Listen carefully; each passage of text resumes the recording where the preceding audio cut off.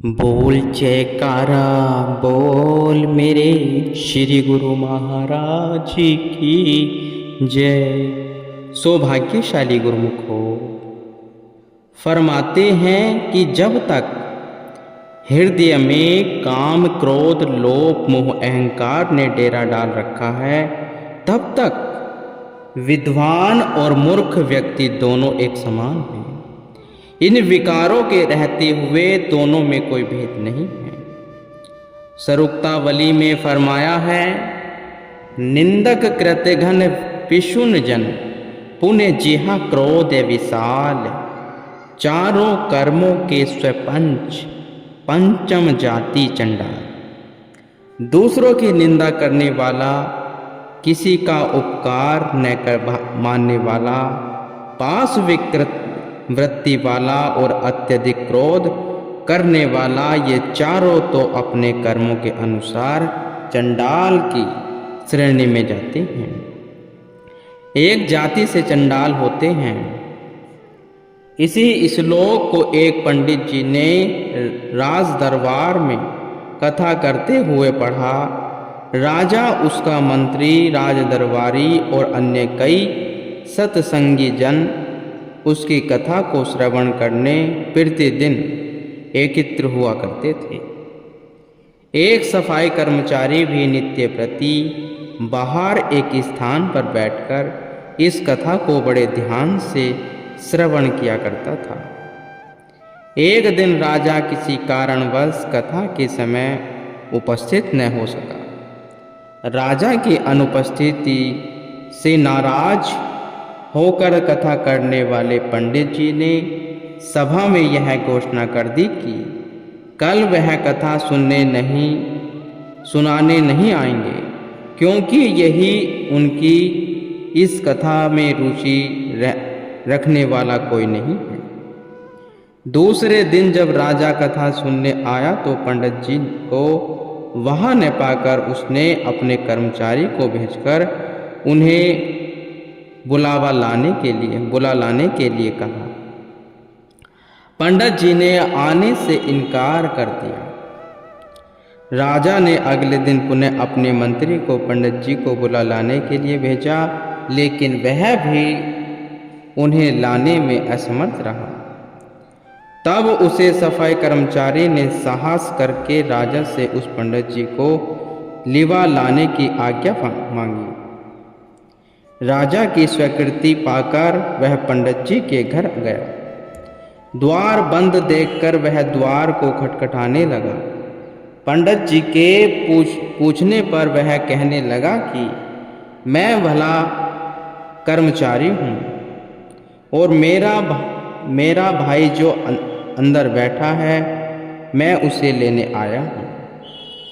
पंडित जी ने कहा कि मैं पाठशाला में अभी अपने लिए भोजन बना रहा हूँ, इसलिए द्वार नहीं खोल सकता। लेकिन सफाई कर्मचारी द्वारा बार बार दरवाजा खटखटाने पर अंततः पंडित जी को द्वार खोलना पड़ा। वे उसका मुंह देखे बिना जल्दी से पाठशाला में घुस गए और अंदर से द्वार बंद कर लिया। सफाई कर्मचारी भी उनके पीछे पीछे पाठशाला के बाहर तक पहुंच गया और पुनः द्वार खटखटाते हुए कहने लगा कि मेरा भाई अंदर है, मैं उसे लेने आया हूं, इसलिए द्वार खोलने का कष्ट करें। अब तो पंडित जी के क्रोध का ठिकाना न रहा।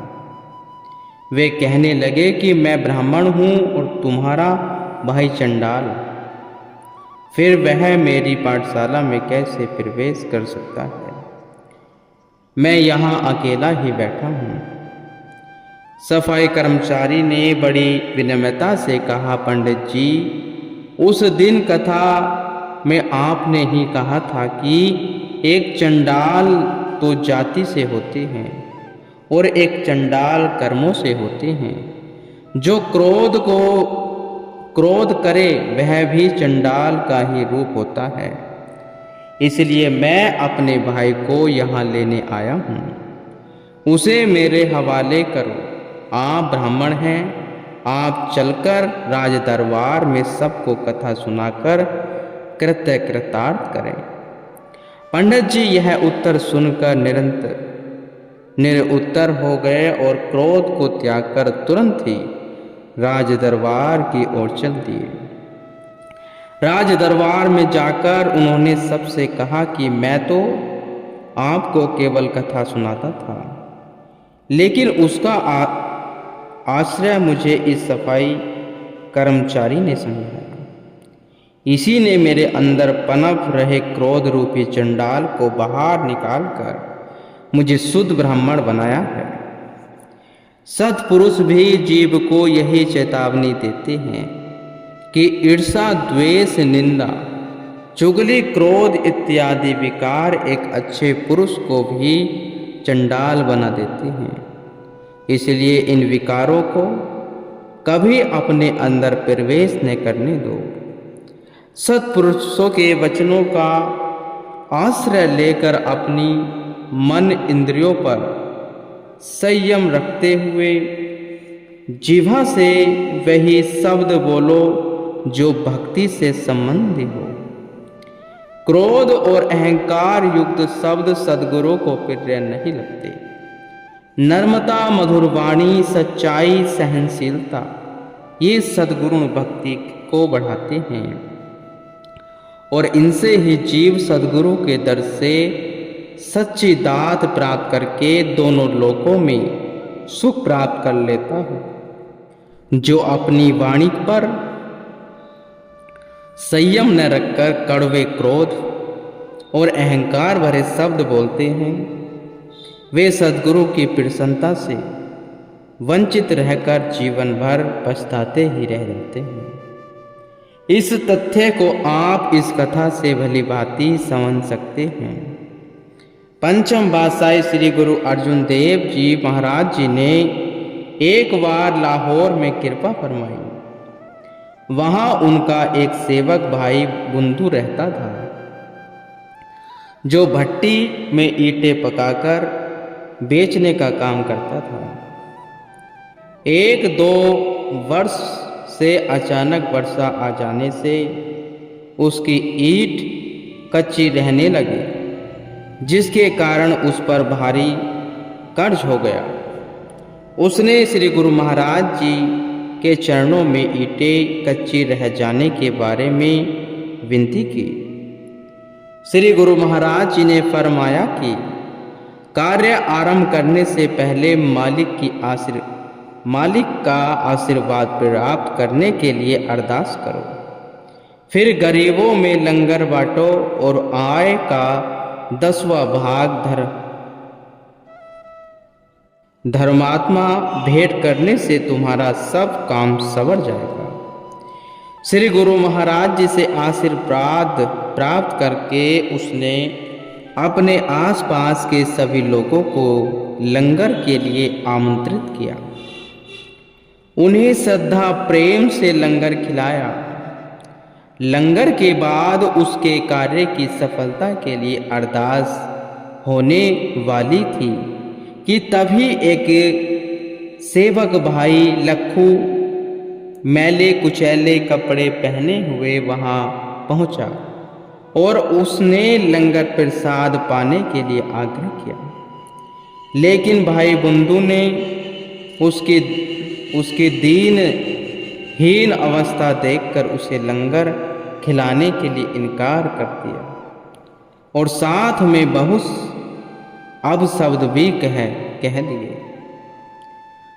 भाई लखू भले ही ऊपर से मैले कुचैले कपड़ों में था, परंतु अंदरूनी तौर से सद्गुरु का शब्द से जुड़ा होने के कारण वह सद्गुरु की कृपा से भरपूर था।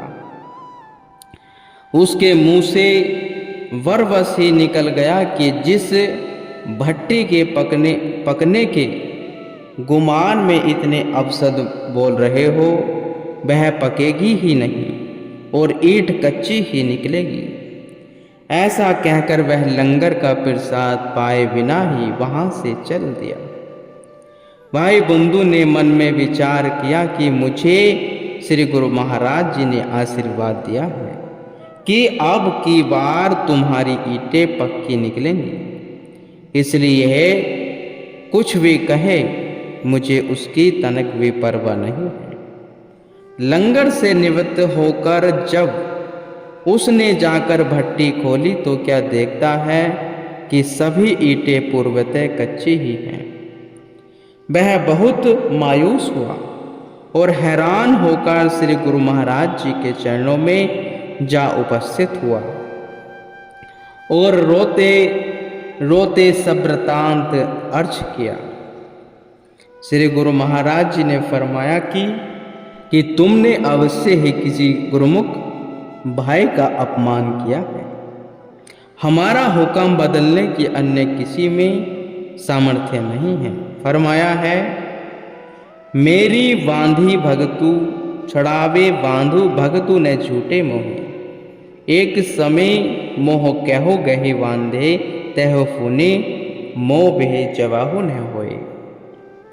कथन करते हैं, मेरे द्वारा बांधे हुए को मेरा भक्त छुड़ा सकता है, परंतु भक्त द्वारा बांधे हुए को मैं नहीं छुड़ा सकता। यदि किसी समय मेरा सेवक मुझे अपने प्रेम पास में बांध ले तो भी मैं जवाब नहीं दे सकता। श्री गुरु महाराज जी ने कहा कि करने वाले प्रेमी सेवक के आगे हमारी भी पेश नहीं चलती। तुम ख्याल करके सच बताओ कि तुमने किसी गुरुमुख को मुंह से कोई कटु शब्द तो नहीं कहे। यह सुनकर भाई बंधु ने कहा कि लखू नाम का एक गरीब भक्त मैले कुचैले कपड़े पहनकर आया था। उसे मैंने अब शब्द कहकर लंगर प्रसाद खिलाए बिना ही वापस भेज दिया। उस समय उसने यह कहा था कि तुम्हारी ईंटें कच्ची निकलेंगी। गुरु साहिब जी ने कहा कि लखू तो गुणों से भरपूर और उसके दिल में हमारे लिए अथाह प्रेम है। तुमने उसको बुरा भला कहकर अपना काम स्वयं बिगाड़ा है। हम भी सच्चे सेवक का कहा नहीं मोड़ सकते। तुम्हारी ईंटें कच्ची ही निकलेंगी। भाई बंधु ने गुरु साहिब जी को दंडवत प्रणाम करके विनय की, मुझे ऐसा वर दे। हे प्रभु, मेरी अरदास वनु तेरे दासों का दास, तेरे प्यारों की सेवा में बीते मेरा हर एक श्वास। भाई बंधु हाथ जोड़कर कहने लगा कि हे नाथ, मेरी लाज आपके हाथ में है। आप जो भी फरमाओगे मैं वही करने को तैयार हूँ। गुरु साहिब जी ने फरमाया कि तुम्हें भाई लखू से ही क्षमा मिल सकती है। हम उसके कहे में कोई बदलाव नहीं कर सकते। भाई बुद्धू दिल में नर्मता धारण करके भाई लखू के घर गए और उनके चरणों में गिरकर क्षमा मांगी। उन्हें विनती करके अपने घर ले जाकर तरह तरह के पकवान परोसकर भोजन करवाया। भाई लखू ने श्री गुरु महाराज जी के चरणों में विनय की, आप इस सेवक को बख्शकर इसके सब कार्य संपन्न कर दीजिए। भाई लखू की विनय पर रीझ कर गुरु साहिब जी ने भाई बंधु को फरमाया कि कुदरत की तरफ से इस वर्ष इतनी वर्षा होगी कि कई इमारतें नष्ट हो जाएंगी। उनके पुनर्निर्माण के लिए ईंटों की आवश्यकता पड़ेगी। तब तुम्हारी कच्ची ईंटें भी पक्की ईंटों के भाव ही बिक जाएगी और तुम्हारा सारा उधार चुकता हो जाएगा। थोड़े ही समय के पश्चात शहर में इतनी मूसलधार वर्षा हुई कि बादशाह का किला भी धराशायी हो गया। तब ईंटों की मांग इतनी बढ़ी कि भाई बुद्धू की कच्ची ईंटें भी पक्की ईंटों के भाग बिक गई। इस कथा से हमें यही शिक्षा मिलती है कि नर्मता, सहनशीलता और मृदु भाषण ही गुरु कृपा को प्राप्त करने के सर्वोत्तम साधन है। गुरु कृपा द्वारा ही लोक परलोक के सभी सुख प्राप्त किए जा सकते हैं। क्रोध करने और कटु वचन बोलने से जीव सत्पुरुषों की कृपा को गवा बैठता है। इसलिए गुरुमुखों को सदैव ऐसे स्वभाव से परहेज करना चाहिए। भक्ति का धन एकत्र करना अति कठिन है। इसको लापरवाही से गवाकर फिर पछताने में कोई समझदारी नहीं है। बहुधा लोग ऐसी कथाओं को पढ़ सुने तो अवश्य लेते हैं, परंतु उन पर मनन नहीं करते। सत्पुरुषों की यही मौज होती है कि जीव इन कथाओं से मिलने वाली शिक्षा को ग्रहण करके जीवन में लाभ प्राप्त करें। जिन कार्यों से नुकसान होने का अंदेशा हो वे कार्य कभी न करें। कुदरत प्रत्येक कर्म का फल देती है, जो सुख और दुख का रूप में हमें प्राप्त होकर रहता है।